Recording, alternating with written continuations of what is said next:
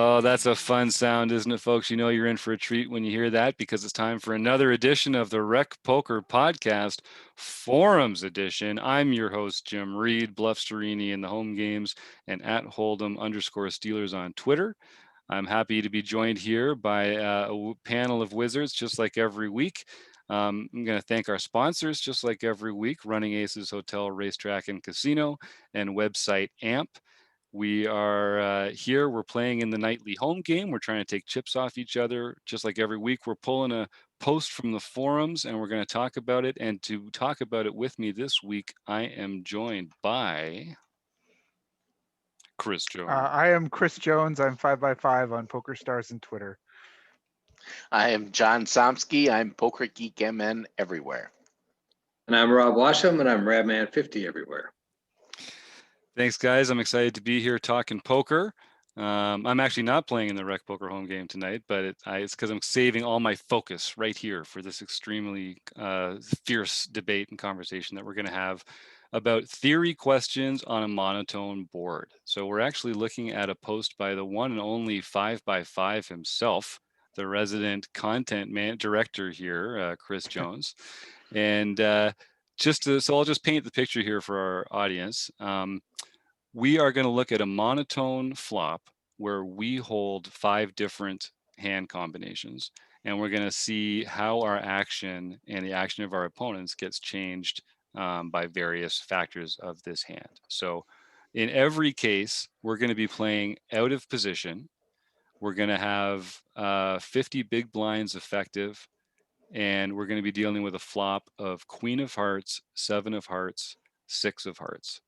And we're mostly going to be looking at the turn here. So the question we're really getting down into here is when it has gone check, check on the flop on a monotone board with these holdings, how do we proceed? Because here at Rec Poker, this is the kind of rabbit hole we like to fall down here a little bit. So Chris, you made this great post and you kind of picked these hands for a reason. Do you want to take us through the different options here and how we should take a look at it?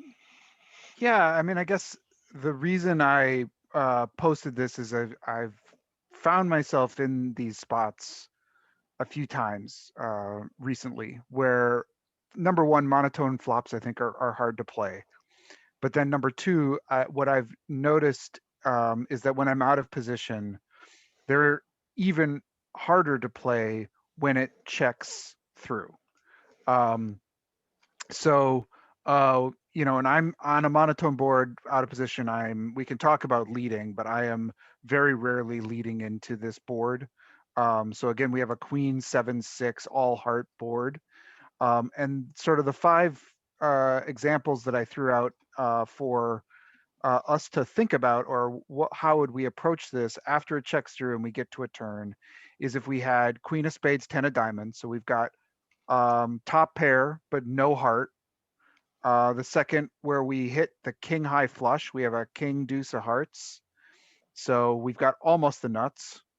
The third example is where we have the 8-5 of Hearts. So now we have kind of a baby flush, but we're also drawing to that straight flush equity if we need it.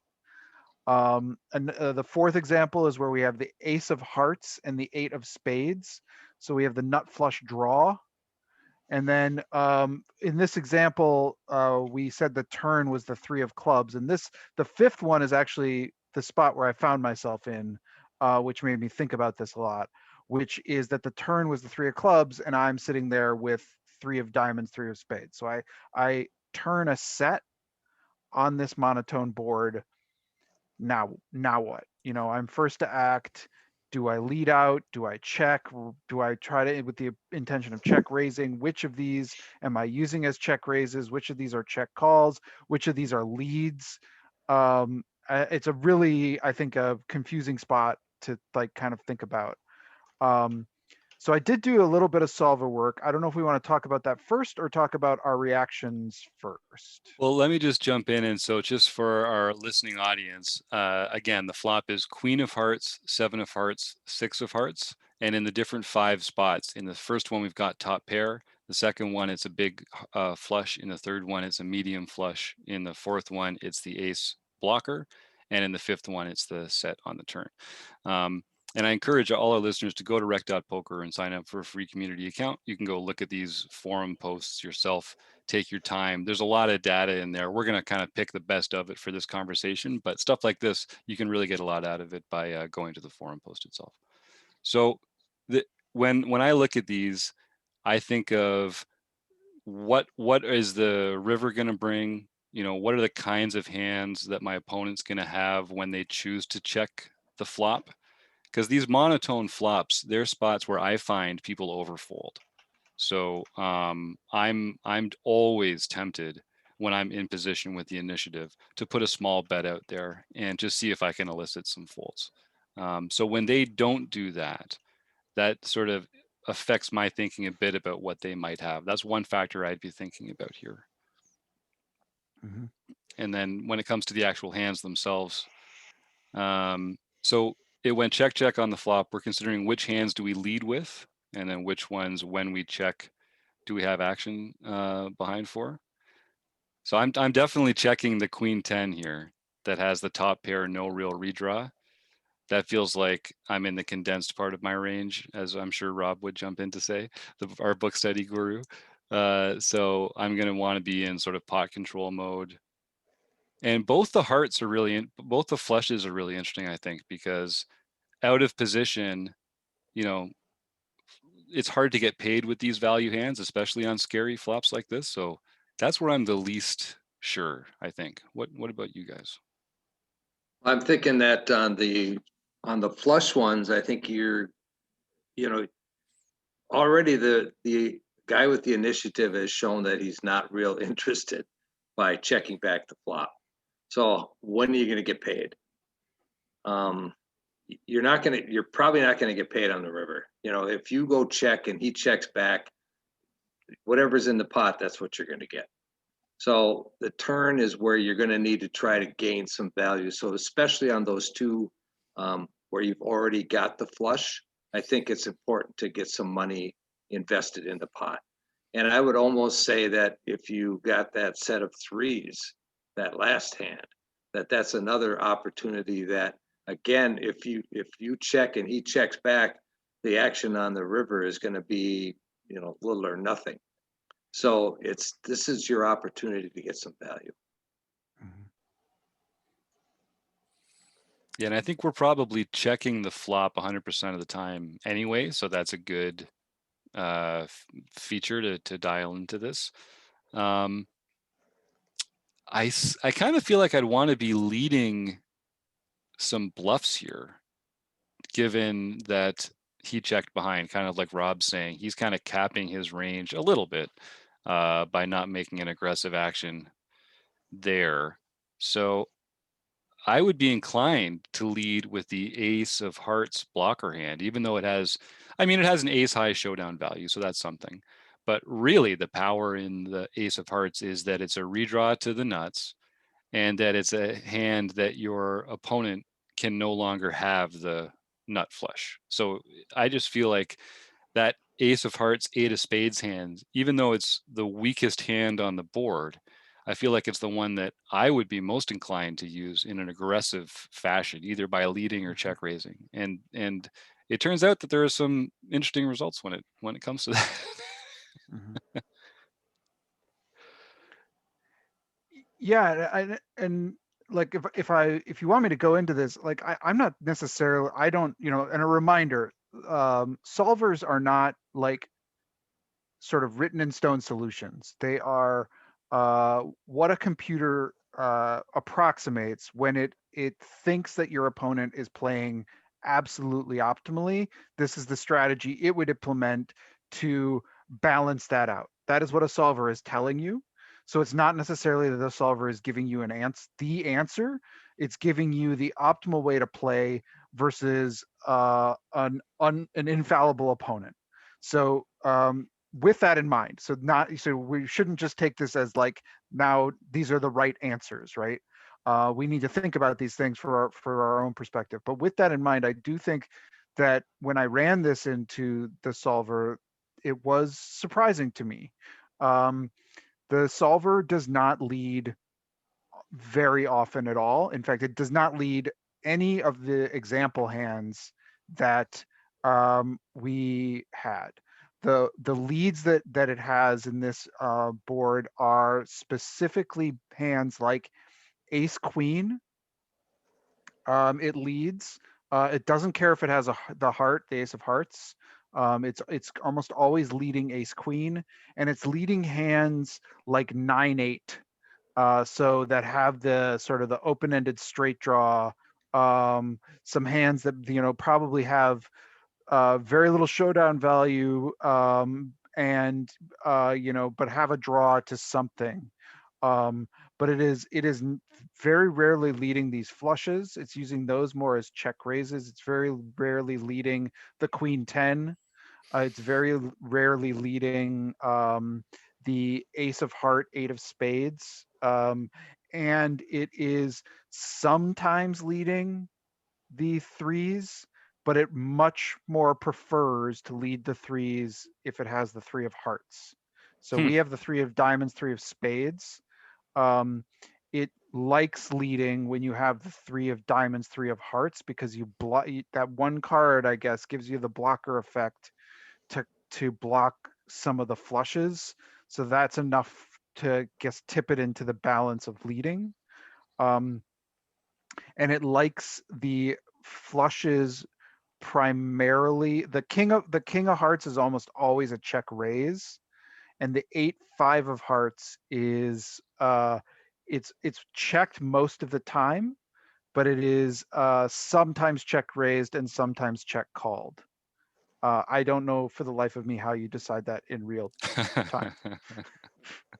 But it was about a 65 to 35% split is the way it was breaking it down. Um, I found that really surprising. I found this particularly, I know that once my opponent shows no initiative, we have this blank on the turn, and I am sitting there with just basically ace high, but the ace of hearts in my hand. That is a hand that I am almost universally leading on this board, and it's really made me rethink how I want to approach these kind of spots a little bit. But it still could be the right play, Yeah, it does depend on even though your what the solver assumptions. says. Right. Yeah, Well, So that's why? also the opponents that you're up against, and what are they doing in this hand, and what types of hands are they checking on the flop, and what are you do you expect them to do against your action on the turn? Because these guys are not playing GTO poker. Right. They're playing off the cuff. They're just thinking, okay, this is what I have. They're not thinking about your range other than, hey, there's a bunch of hearts on the board, so my opponent probably has hearts and I'm dead. You know, because that's the mentality, right? yeah. That's funny. Yeah, I was really surprised that they don't want you to play that Ace of Hearts blocker hand more aggressively like that. I was really surprised that the suit of the 3 mattered a great deal, but that the suit of the ace didn't matter when you had top pair, top kicker. I don't know if that's because you're already ahead, but it's with a set of threes that heart matters. So I feel like you're already ahead of all the hands that you would Right. beat, Right. right? Like you're already ahead of all the hands you would beat with a flush that had a 3 in it with your set, aren't you? That's weird. Well, you're not ahead of any of the flushes. No, but Right. you wouldn't be with the 3 high flush either if you made it. You know what I mean? Oh, I think it's because you block your opponent from potentially having the flush. Yes, yes. So it's just So them having so that fewer combos right, in it. right. Um, so I Yeah, guess you're not hoping to draw to that. You're not hoping a fourth heart comes. right.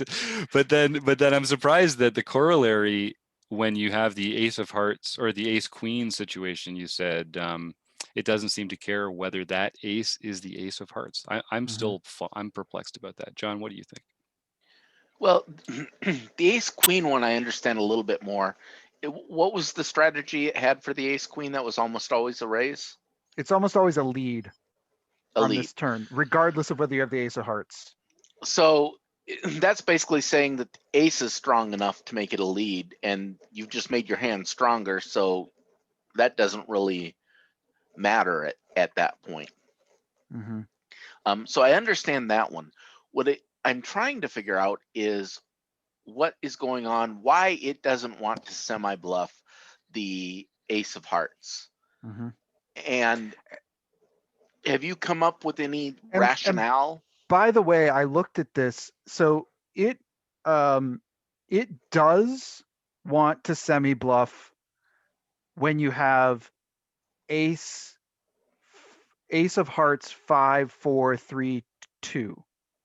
It does not want to semi bluff when you have ace of hearts uh, basically between the jack and the 8. I guess because those have maybe because they can draw if your opponent is sitting there with a 6 or a 7, maybe because we can draw to our 8 or our 9, or if if we have ace 9 or we have ace 8 or we have ace 10, we can draw to that second card still, whereas it becomes more of a bluff in the solver's mind, or I, or whatever it uses to make these decisions, um, when we have that when our second card is lower than the bottom card on the flop. Hmm. Um, which I guess I can follow the logic, but it's interesting. I So would that 8 is enough to give you just enough equity that he doesn't want to bluff it away, or right. she. I I guess shouldn't right. assume. Right. Yes. I Hmm. mean that's how I was interpreting it.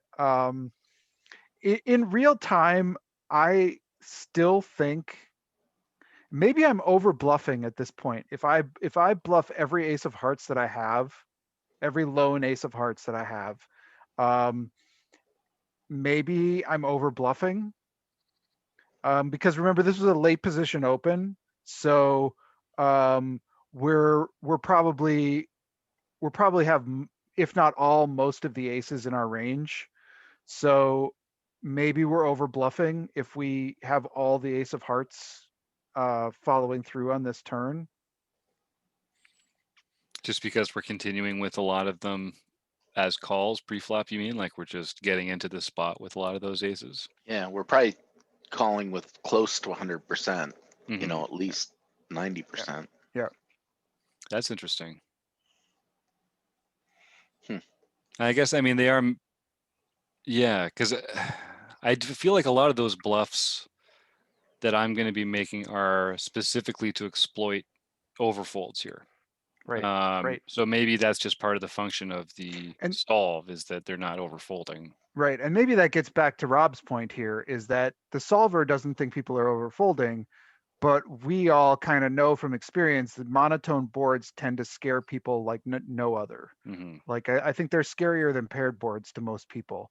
I think people get a little like um, more doubtful on paired boards, and on monotone boards they're like, oh, you've got it. If you're betting, you've got it. So maybe the exploit for us, unless we're in like a really elite field, is that that's great for the solver to do this, but this is, I think, with the ace of hearts X, we should be betting. Hmm. Yeah, I mean, it makes sense. Yeah, play the table you're sitting at, right? Like that's Right. make good assumptions about your opponent and their hand range, and that's what poker is. Um, did it get much into did you look much at sort of their range that they check the flop with? Did you do much to sort of like think about how that in the solve, how that affects their holdings at this point? Um, yes, although that I'm really, as always, solvers also are only as good as what you put into them, and Mm, I would say that is certainly the murkiest part. Like I don't. This was against sort of a very unknown player to me. I had like 3 hands on them in my history, so like right. and it's so hard to know what people are. I mean, you say, Jim, that you lead when you have position on a board like this. You're leading 100% of the time, right? And Yep. so, I don't know what people are. People checking back a queen, or are people checking back their solo hearts? Are they checking back flushes? What, Um, yeah, what about you guys, John and Rob? When you're in position here and you still have the initiative from pre-flop and it comes monotone and you get checked to, what are you thinking about? Are you, with your entire range of hands there, are there parts of your parts of your range that you want to check behind and parts that you want to play? So this is a time when I might be inclined to do the delayed bet. Mm-hmm. If I had, let's say I have an ace queen here, I might check the flop because I anticipate that an opponent who has the flush, particularly if it's a weak flush, will bet out on the turn because they aren't going to want to go 2 streets without getting value. And if they check the turn, then I will do my delayed C bet on the turn. Mm-hmm. I can see me very commonly playing it with that line. Yeah, go ahead, Rob. Yeah, I don't think so. I don't. I think I like your logic, but I don't think I would play it that way. I tend to play my range strongly. So if we've got a queen high, let's say it's a queen high rainbow board, the way it's laid out. I mean, you got that little potential straight draw in there. Mm-hmm. But other than that, so I would play it almost the same. So if I had ace queen, I would typically, C bet with my ace queen to try to extract some value early on in the hand. Most people don't believe you when you C bet the flop. They're going to call you on the flop. And then they're going to wait to see what you do on the turn. They're going to check you on the turn. And if you bet again, they fold like cheap suits. or they actually have something and they call you again. And that's when people are very turn honest.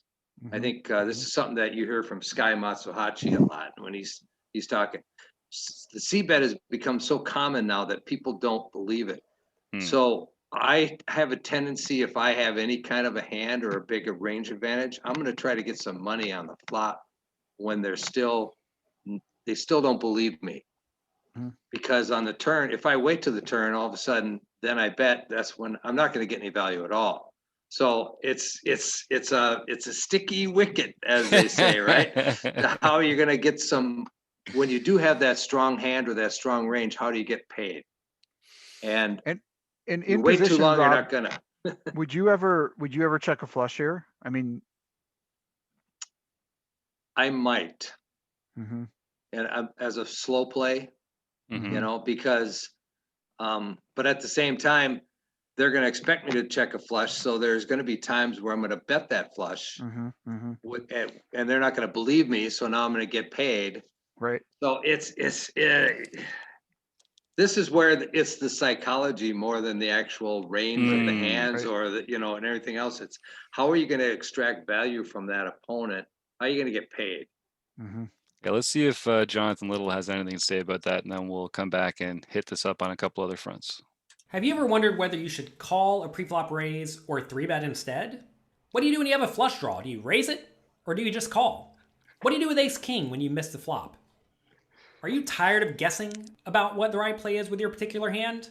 Well, my name is Jonathan Little, and I am a 2-time World Poker Tour champion and creator of PokerCoaching.com, where we offer over 1,000 interactive hand quizzes where you play a hand and then get real-time feedback from our world-class pros. Don't guess and don't stress. Just register for your free account at PokerCoaching.com/recpoker right now. Thank you, Jonathan Little. And I should also say, if you want to work with Steve Fredland, our founder and leader, you can go to smallsmallbusiness.com. If you or anyone you know owns a small business, he's interested in helping you. Go to smallsmallbusiness.com. So I wanted to get at one point that John said here recently, which is that if he's in position, he wants to go for that delayed C bet. And one of the things that makes it so helpful, so valuable, is that your opponent has now showed weakness on 2 streets. And when, as John says, when they decline to bet that turn, he can confidently make them fold a lot of their garbage hands, which they have at that point, with a small bet. And because we said all ourselves earlier, it's fairly uncontroversial to check the flop 100% of the time.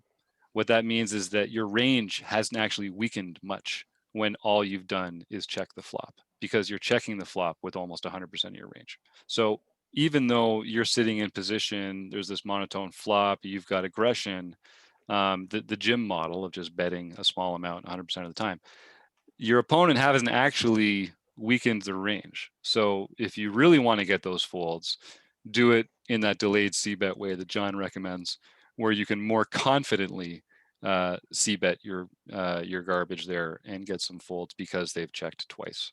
And obviously Rob's got the other end of the equation. If you're holding a value hand, everyone's so suspicious of these, the Jim Reed style c-bets, that you can make that a value bet and get called by someone who's going to fancy you for a bluff Sterini.